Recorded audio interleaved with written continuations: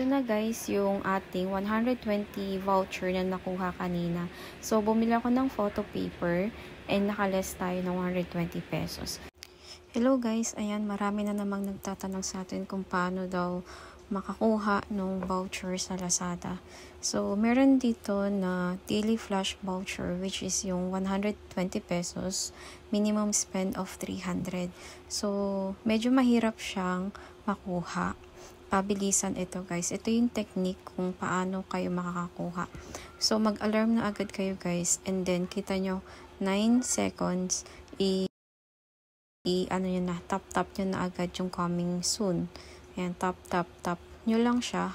Ayan, mabilis para makakuha kayo. So, pabilisan lang guys. So, kita ninyo, nakakuha ako. So, ito na guys, yung ating 120 voucher na nakuha kanina. So, bumili ako ng photo paper and nakaless tayo ng 120 pesos. So, yun lang guys.